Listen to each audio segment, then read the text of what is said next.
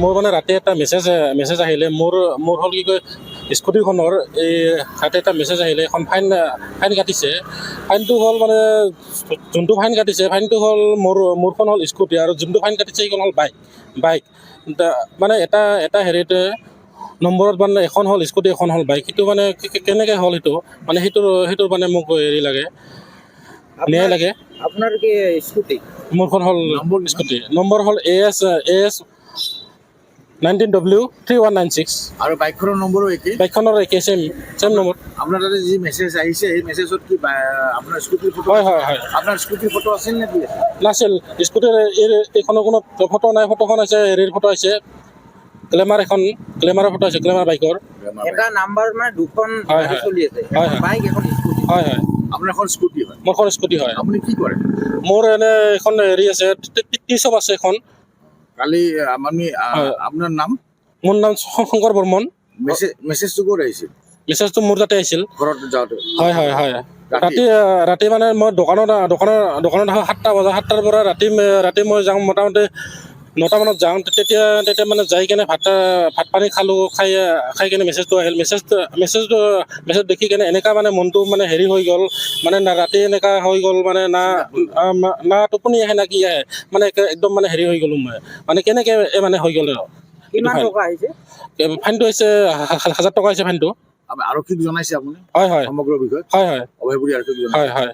এতিয়া আপুনি কি কয়? আপুনি কি হৈছে? এতিয়া মোক ন্যায় লাগে। এইটো ভুল কাৰ হ'ল মানে? হয়। এইটো মানে মিষ্টেকটো কাৰ হ'ল মানে তাকে লাগে আৰু মোক। কিবা দুষ্ট চক্ৰ ইয়াতে পায় নেকি? হয় মানে আছে নিশ্চয়, কাৰণ এটা নহ'লে এটা নম্বৰতো সেনেকুৱা নহয়। স্কুটিৰ নম্বৰটো ছেম, বাইকৰ নম্বৰটো ছেম, সেইটোতো মানে হেৰি নহয় কেতিয়া নহয় এইটো। সেইটো মানে মোক মানে এতিয়া হেৰি লাগে, হয়। কাৰণ মইতো দিনটোতো ইয়াতে মানে থাকোঁ, কাৰণ ৰাতিপুৱা আহোঁ, ৰাতি যাওঁ, ক'তো মই সেনেকৈ হেৰি নকৰোঁ আৰু ফাইনটো য'ত কাটিছে সেইটো এৰিয়াত মই নাযাওঁ কেতিয়াও। সেনেকুৱা হৈছে লেংডিচিঙাটো মোৰ কৰি। হয়, মোৰ ঘৰ ইয়াতে অভয়পুৰী। হয়।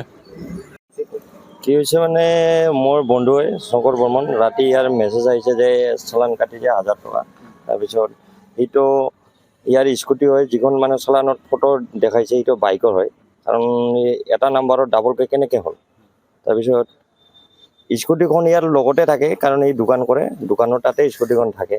তাৰপিছত যিটো চালানত পিকচাৰ আহিছে সেইটো বাইকৰ আছে, বাইকৰ তাতে এটা নম্বৰত কেনেকৈ হ'ব, ডাবলটো নম্বৰ হ'ব নোৱাৰে না।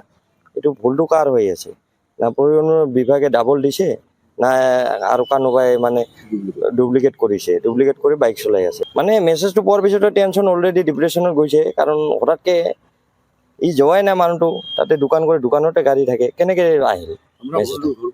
মোৰ ঘৰ একেলগে বামুণগাঁৱতে হয়, আমাৰ ওচৰতে ঘৰ হয়। তাৰপিছত মানে এইটো টেনশ্যনত গৈছে। তাৰপিছত চালানটোতো ফটোটো বাইকৰে আছে, স্কুটিটো নাই, আৰু এটা নম্বৰৰ ওপৰত কেনেকৈ হ'ব। তাৰপিছত প্ৰশাসনৰ তাতে যোৱা হৈছে, সিহঁতৰ তাতে দিয়া হৈছে, তাতে চাই আছে। এটা নম্বৰত দুখন হৈছে, ইয়াৰ স্কুটি সিখন বাইক ছেম নাম্বাৰ প্লেট। এইটোতো আৰু অসম্ভৱ না, কেতিয়াবা সিহঁতে কিবা কাম কৰিব ফচি যাব, এইটোতো নহয় না। পিছত যদি ইয়াৰ অসুবিধা হয় কোনে ৰিস্ক ল'ব। এইটো প্ৰশাসনে আমাক চাই পঠাই ন্যায়টো দিয়ে, কি হৈছে কি হোৱা নাই। আৰু গাড়ীখন যদি ডুপ্লিকেট গাড়ী সোনকালে ধৰিব লাগে। আৰক্ষীৰ কাষ চাপিছে? আৰক্ষীৰ তাতে যোৱা হৈছে।